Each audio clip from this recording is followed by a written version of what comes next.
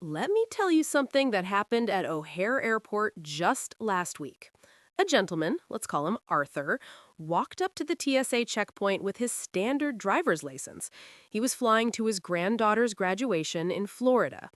The agent looked at the ID, looked at Arthur, and shook his head. Arthur said, "But I've flown with this for 20 years." The agent simply pointed to a sign that said, "Real ID deadline passed." Arthur didn't get on that plane. He missed his graduation. And that is just the tip of the iceberg for 2026. If you think travel is the same as it was a few years ago, you are walking into a legal trap. Welcome to the year of biometrics and pre-clearance. I am Sarah, and I have spent over 15 years helping people navigate the maze of American law. Today, I am not just reading you a rule book. I am going to show you exactly how these 2026 travel laws play out in the real world so you don't get stranded. We are talking about the new rules for Europe, the hard deadline for domestic flights, and a specific warning for green card holders that could cost you your residency. So put down the suitcase for a second and listen up. To understand what is happening, we need to talk about Bob and Linda. Bob and Linda are retired, living the good life in Ohio. They decided 2026 was the year they would finally take that big trip to Europe. They booked a flight to Rome with a stopover in London, and then a flight back to New York with a connection home to Cleveland. Sounds simple, right? In the past, they would just grab their passports and go. But 2026 is different. Let's walk through their journey step by step, because if they make the mistake most people make, their trip ends before it starts. First, Bob checks his passport. It expires in 4 months. He thinks, "Oh, I'm only going for 2 weeks, I'm fine." Wrong. He is already in trouble. Most countries, including those in Europe, now strictly enforce the 6-month validity rule. That means your passport must be valid for at least 6 months beyond your planned return date. So Bob has to renew that passport. But let's assume he fixes that. They get to the airport for their flight to London. Here's the first new hurdle for 2026. The United Kingdom is not part of the European Union. Bob thought his U.S. passport was a golden ticket. But now the UK requires an ETA. That stands for Electronic Travel Authorization. It is not a visa, but it is a mandatory digital permission slip you must apply for before you fly. If Bob didn't pay the small fee and fill out the form online a few days ago, the airline computer will block him from checking in. He doesn't even get to the security line. Now, let's say Bob and Linda are smart. They got their UK ETA. They enjoy London and hop on a plane to Rome. This is where the biggest change of 2026 hits them. It is called the EES, or the Entry-Exit System. In the old days, a border guard would stamp your passport and wave you through. Those days are gone. The EES is a new automated IT system for registering travelers from non-EU countries, which includes Americans. When Bob lands in Rome, he isn't just showing his face. He has to provide biometric data, fingerprints, facial scans. The system records exactly when he enters and exactly when he leaves. Why does this matter to you? Because it calculates your stay down to the second. The rule is 90 days within any 180-day period. In the past, if you overstayed by a day or two, maybe the guy stamping the passport didn't notice. Now, the computer notices. And if you overstay, you are flagged instantly and could be banned from returning. So Bob and Linda have to stand in a new line to get their biometrics done. It takes longer, so you need to budget extra time at the airport.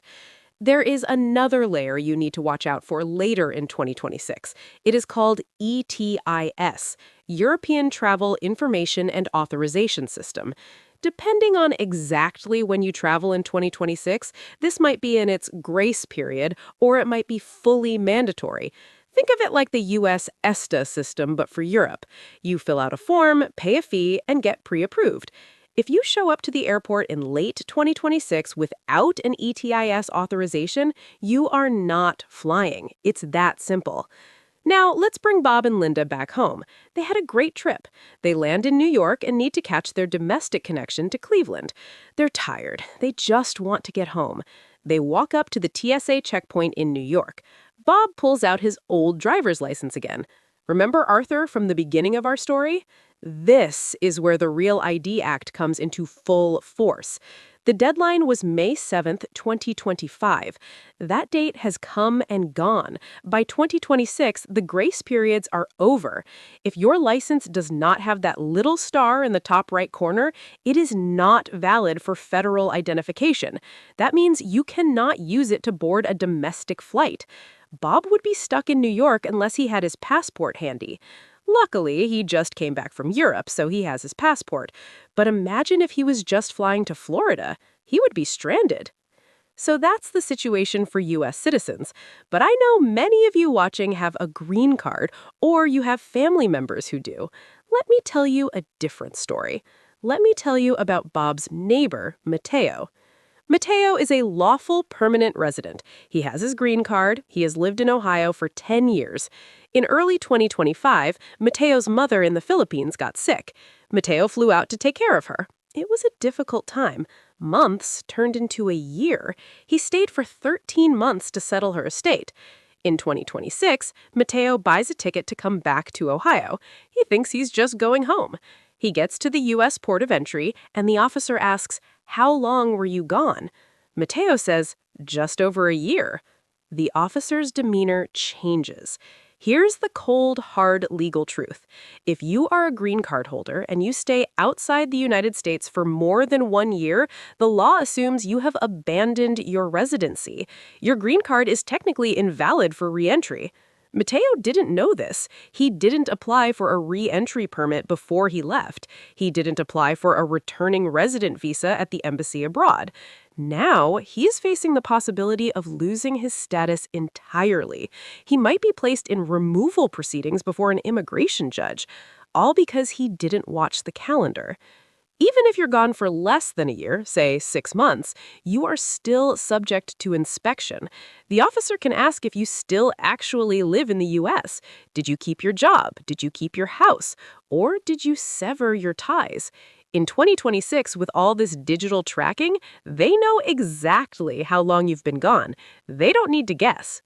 Now, let's cover the exceptions and the common mistakes that catch people off guard, even seasoned travelers. Mistake number 1, the 6-month passport rule versus the date of entry. People look at their passport and see it expires in July. They travel in January. They think, I have 6 months, I'm fine. Wrong. You might fall under the 6-month window by the time you leave. Some airlines won't even let you board if you're close to that 6-month line. Renew it early. Don't play chicken with the expiration date. Mistake number 2, currency reporting. This happens more than you think. You sell a house, or you win at a casino, or you bring family money. You are carrying $12,000 in cash. You think it's my money, it's legal, and you're right, it is legal. But you must declare it. If you carry more than $10,000 in cash or negligible instruments on any international flight, you have to fill out the FinCEN 105 form. If you don't, and the dogs sniff it out or they find it in a search, they seize the money. Getting it back is a nightmare legal battle that you probably won't win. Just check the box and fill out the form. Mistake number 3, relying on digital IDs. Some states are rolling out driver's licenses on your iPhone. That's cool, but TSA readers are not universal yet, and foreign countries definitely don't care about your digital Ohio license. Always, always carry the physical plastic card.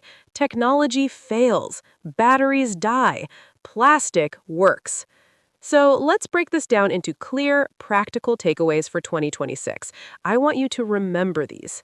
Check your passport expiration date today and renew it if it has less than 9 months left.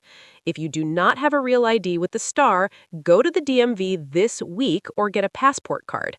If you are going to the UK, apply for your electronic travel authorization at least 1 week before you fly. If you are going to Europe, be ready for fingerprints and photo scans at the border. Check if the ETIAS system is active for your specific travel dates in 2026 and apply if needed. If you have a green card, never stay outside the U.S. for more than 6 months without legal advice.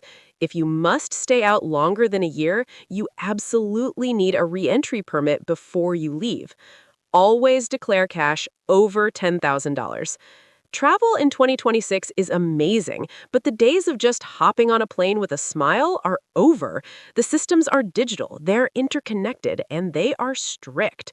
Don't be like Arthur, getting turned away at the gate. Don't be like Mateo, fighting to keep his home. Know the rules, prepare your documents, and you will breeze through while everyone else is stuck in line. If you found this helpful, do me a favor. Hit that subscribe button. I break down the laws that affect your life, your money, and your freedom every single week. Stay informed, stay safe, and I'll see you in the next video.